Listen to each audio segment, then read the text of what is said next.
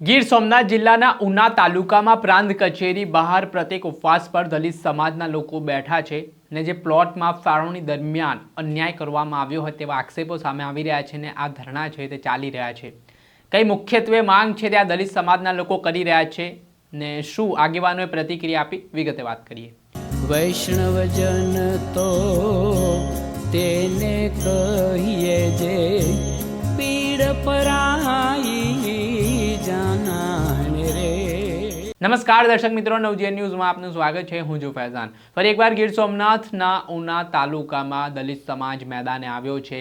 પ્રાંત કચેરી બહાર ધરણા નાખીને બેઠા છે। પ્રતિક ઉપવાસની સાથે જે મુખ્યત્વે પ્લોટની ફાળવણીમાં ગેરરીતિ થઈ છે તેને લઈને વિવિધ માંગ કરવામાં આવી રહી છે ને દલિત સમાજને એવો અનુભવ થઈ રહ્યો છે, અનુભૂતિ થઈ રહી છે કે તંત્ર દ્વારા પ્લોટ ફાળવણીમાં તેમની સાથે અન્યાય કરવામાં આવ્યો છે ને આ બાબતે પ્રાંત અધિકારીને જવાબ લેવા માટે આ દલિત સમાજના લોકો છે તે ધરણા પર બેઠા છે।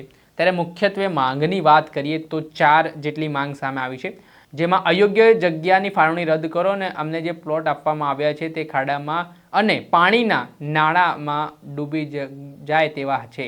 ત્યારે અયોગ્ય છે તે માટે ચોમાસામાં જગ્યામાં પૂર જેવી સ્થિતિનું નિર્માણ થાય છે ત્યારે તાત્કાલિક અસરથી જગ્યાથી પ્લોટ બીજી જગ્યા ફાળવવામાં આવે। ગૌચરની જગ્યા અંગે તપાસમાં જે પટ્ટામાં પ્લોટની માંગ કરીએ છીએ ત્યાં અગાઉ પ્લોટિંગ થયેલું છે તો પ્લોટ આપવામાં આવે ને અત્યારે તેને ગૌચર ગણાવી જે અન્યાય કરવામાં આવ્યો છે તે મામલે ઉચ્ચ સ્તરીય તપાસ કરવામાં આવે। ત્રીજી જે માંગ સામે આવી છે તેમાં સ્મશાનની જગ્યાનું રક્ષણ અમુક ખાપટ ગામના અનુસૂચિત જાતિના પરિવારો વર્ષોથી દફનવિધિ માટે અમારી જે સ્મશાનની ભૂમિ છે ત્યાં સ્મશાનની જગ્યામાં પ્લોટ ફાળવવામાં આવ્યા છે, જેથી અમે સમસ્ત અનુસૂચિત જાતિના પરિવારોની લાગણી દુભાય તેમ છે તેના કારણે અલગ જગ્યાએ ફાળવણી કરવામાં આવે। સાથે સાચા જરૂરિયાતમંદ અનુસૂચિત જાતિના લોકોને જે પ્લોટ વિહોણા છે તેમને લાભ આપવા માટે તાત્કાલિક ધોરણે તેમના હક અને અધિકાર માટે પગલાં લેવામાં આવે। આ મુખ્યત્વે 4 માંગણી સાથે દલિત સમાજના લોકોએ પ્રાંત કચેરી બહાર ધરણાની શરૂઆત કરી છે। શું કહી રહ્યા છે આગેવાનો તેમને સાંભળો। તમારું નામ? મધુબેન માંડણભાઈ જાદવ, તમારું ગામ? ખાપર। પ્લોટિંગ ને લઈને તમારી શું માંગણી છે? અમારી માંગણી તે જ છે કે રાતડને રસ્તે રોડ છે એની બાજુમાં અમારે પ્લોટિંગ જોઈએ, એની જે કાંઈ રોડની જગ્યા થાય કાઢીને એ ત્યાંથી અમને પ્લોટો માપી આપે। તમારા સમસાણનું શું પ્રશ્ન? સમસાણનું તો અમારા બાપ દાદાના કેટલી પેઢીથી ત્યાં અમે માણસોને દફનાવીએ, અમારા નાના મોટા ગઢિયા ને એ અત્યારે જીસીબી હાંકીને એના હાડકા બારા કાઢી નાખ્યા ને કોઈ ધ્યાન દેતું નથી ગામના ભાઈઓ આગળ। પ્લોટિંગ બાબતે તમારી સાથે અન્યાય થયો છે? હા, અમારા પ્લોટિંગ સાથે પૂરો અન્યાય છે। અમને પાણીના ડૂબમાં પ્લોટ અમને માપી આપ્યા, એમાં અમે કઈ રીતે રહી કે નાના માણસો મજૂરી કરી।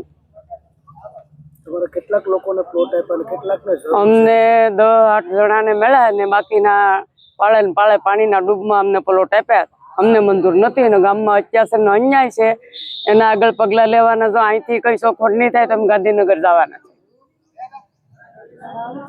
ઓકે ભાઈ, હાલો, તમારો પરિચય? મારું નામ છે દેવાભાઈ ટાભાભાઈ રાઠોડ, અનુસૂચિત જાતિમાંથી આવું છું અને તમારા મીડિયાવાળાનો ધન્યવાદ છે કે અમને આ બાબતે બહુ સાંભળવા, આખા ગુજરાતની અંદર સાંભળવા માટે અમને બોલાવ્યા। અને કહેવાનો અર્થ એ છે કે અમે અનુસૂચિત જાતિમાંથી આવીએ છીએ અને અમારે ઉપર અવારનવાર આવા અત્યાચાર ઘણા સમયથી છે અને હજી પણ ચાલુ છે।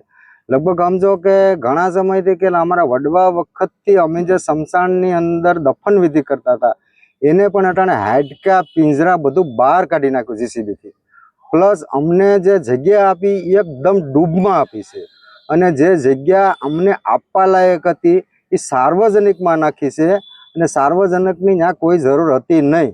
આખા ગામની અંદર ફરતી બાય જગ્યા છે, ગમે ત્યાં તમે સાર્વજનિક આપી શકતો તો અમારા એ જગ્યામાં અમે વસવાટ કરતા હતા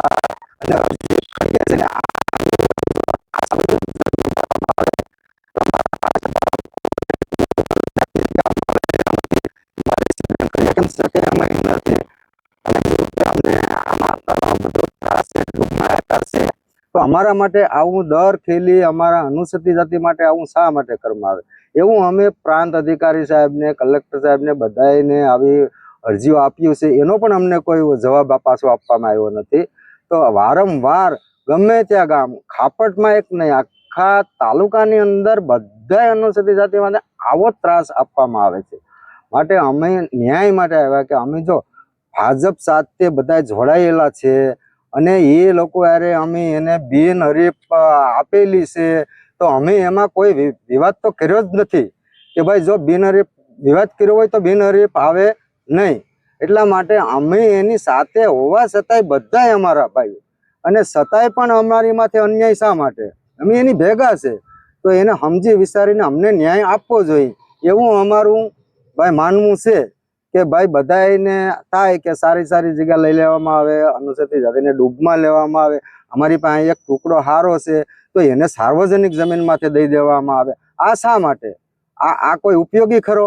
પછી સાર્વજનિક જમીન તમે ક્યાં આપો, કેને આપો ને શું કામ આપો, એ તો અમને એની તો કોઈ માહિતી છે જ નહીં ભાઈ. એટલે તમે અમારી માટે અન્યાય કરવામાં, અમને જે અમારા ટુકડાની અંદર અમે જે વસવાટ કરીએ છીએ એ જગ્યા અમને પરત આપવા અમે પ્રાંત અધિકારી સાહેબને વિનંતી કરીએ કે અમને પરત એ જગ્યા આપો અને એમાં અમારે પ્લોટિંગની ફાળવણી તમે કરી આપો તો અમારી સમાજનો વિતરણ થઈ શકે એમાં. બાકી કોઈ શક્ય જ નથી કે આગળ અમારા બાળબસાઈ થવાના છે આગળ, તો અમે એને ક્યાં મેળવા જાઉં? અને અમારી પાસે જગ્યા તો છે જ નહીં. જગ્યા છે એ તો એ લોકો એ બધી રાખી લીધેલી છે. એટલે અમને ખરેખર આ અન્યાય થયો અને અન્યાય માટે અમારી આ લડત છે. અમારી બીજી કોઈ રાજકીય રીતે લડત છે નહીં. અમને ન્યાય મળે બસ. અમને સાહેબને અમારું એ જ કહેવાનું છે અને સરકારશ્રીને એ જ અમારે વિનંતી કરીએ કે અમને ન્યાય જોઈએ કે ભાઈ અમારું છે એ અમને આપી દો. અમે કોઈનું માંગતા નથી, અમારું છે એ જ અમારે જોઈએ.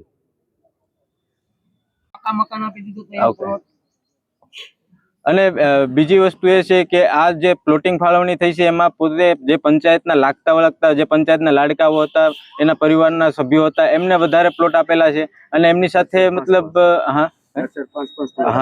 એક પરિવારમાં જે જરૂરિયાતમંદો પરિવાર નથી, જેને કોઈ પણ જાતના પ્લોટની પણ મફત પ્લોટની યોજનાની પણ જરૂરિયાત નથી, એવા પરિવારોને 4 થી 5 પ્લોટ એક જ પરિવારને આપેલા છે. તો આવડી મોટી ગેરરીતિ અને આવડો મોટો ભેદભાવ અમારે અનુસૂચિત જાતિના લોકો સાથે કેમ થયો છે? અમે એવા પરિવારો છે કે જેમની પાસે અત્યારે કોઈ પણ જાતનું રહેવા માટે મકાન નથી, જેની પાસે અત્યારે ભાડે રહેવા મકાન ભાડે રહેતા હોય છે અને ખાપડથી પણ દૂર કામ કરતા હોય છે, એવા લોકો પણ છે. તો એમને પણ મકાન નથી આપેલા. અને આ લોકોને મતલબ પ્લોટની ખાસ જરૂરિયાત છે. પોતે એટલા ગરીબ લોકો છે કે પોતે ક્યાંય ભાડા પણ ન ચૂકવી શકતા હોય, પોતાનું ભરણ પોષણ પણ ન કરી શકતા હોય, એવા લોકોને પણ પ્લોટ નથી ફાળવેલા. તો આ મોટામાં મોટી ગેરરીતિ છે પંચાયત દ્વારા અને તંત્ર દ્વારા. તો આ એક ધ્યાને લે મુદ્દો અને અમારી જે માંગણીઓ છે એ સ્વીકારે એવી અમારી આશા છે. આ સાંભળ્યા હતા ખાપટ ગામના લોકો અને તેમણે આ જે રજૂઆત છે તેમની જે મુખ્યત્વે 5 જેટલી માંગ છે તે માંગને લઈને જ્યાં સુધી આ માંગ સંતોષાશે નહીં ત્યાં સુધી તેમના પ્રતિક ઉપવાસ ચાલુ રહેશે તેવી પણ ચીમકી ઉચ્ચારવામાં આવી છે. દર્શક મિત્રો, આવા જ વિડીયો જોવા માટે નવજીવન ન્યૂઝ જોતા રહો.